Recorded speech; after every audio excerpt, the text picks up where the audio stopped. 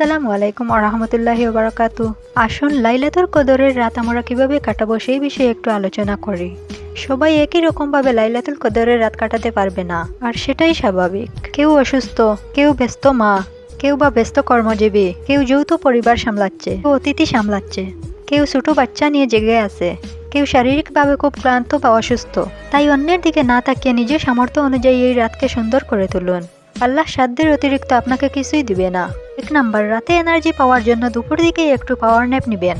Lunch ব্রেকের সময় বিশ্রাম নেবেন যখনই পারেন। 2 নাম্বার, ইফতারের আগে থেকেই মাথা জেড়ে পরিষ্কার করুন যে আপনি লাইলাতুল কদর তালাশে প্রবেশ করতে যাচ্ছেন। কদরের রাতের তালাশ কিন্তু মাগরিবের পর থেকেই শুরু হয়ে যায়, তাই রাত 12টা পর্যন্ত অপেক্ষা করবেন না। 3 নাম্বার, ইবাদারে বৈচিত্র্য রাখুন। দোয়া, এরপর ঈশার নামাজ, তারাবির নামাজ, কয়েক মিনিট কোরআন, কিছু ইস্তিগফার, একটু খেয়ে নেওয়া, লং এবং শর্ট দোয়ার লিস্ট, আর শেষ রাতের দিকে কমপক্ষে 2 রাকাত তাহাজ্জুদ। এগুলোই তো অনেক বড় আমল হতে পারে যদি আপনার অন্তরে ইখলাস থাকে। 4 নাম্বার, আল্লাহ আপনার আমলের সংখ্যা কেবল গুনছেন, ব্যাপারটা এমন নয়, বরং তিনি আল্লাহ আপনার চেষ্টা, ক্লান্তি, চোখের পানি, শুদ্ধ নিয়ত এগুলো সবই দেখছেন। 5 নাম্বার, মাসের বিশেষ সময় হলে বোনেরা মন খুলে দোয়া এবং জিকির করবেন।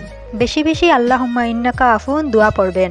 শর্ট লিস্ট, লং লিস্টের দোয়া করবেন। আল্লাহর কাছে ঘন্টার পর ঘন্টা ধরে চাইবেন কোথায় কি লাগবে। আল্লাহর সাথে মন খুলে কথা বলুন, ক্ষমা চান, দরুদ পড়ুন, ইস্তিগফার করুন, দোয়া করুন, কোরআনের তাশরিফ পড়ুন, ফোন বন্ধ রাখুন। এভাবেই রাত কেটে যাক। এক ফাঁকে যেন আপনার সাথে ফেরেশতা জিবরাইল আলাইহিস সালামের দেখা হয়ে যায়। তিনি যে লাইলাতুল কদর রাত উপলক্ষে নেমে আসবেন ইবাদতরত বান্দাদের সালাম জানাতে। সুবহানাল্লাহ। আল্লাহর কাছে দোয়া করি আমি এবং আপনি যেন সেই সালাম পেয়ে সৌভাগ্যবান হয়। যে রাতে একটু আমল করলে 1000+ মাস ধরে আমলের সওয়াব, এটা কেন আমরা মিস করব। তাই নিজেকে ছোট ভাববেন না, বরং আজকের রাতটুকু দিয়ে আল্লাহর দিকে একটু সত্যি করে ফিরুন। ভিডিওটি ভালো লাগলে লাইক, কমেন্ট, শেয়ার করে অন্যকে জানার সুযোগ করে দিন। আসসালামু আলাইকুম ওয়া রাহমাতুল্লাহি ওয়া বারাকাতুহু।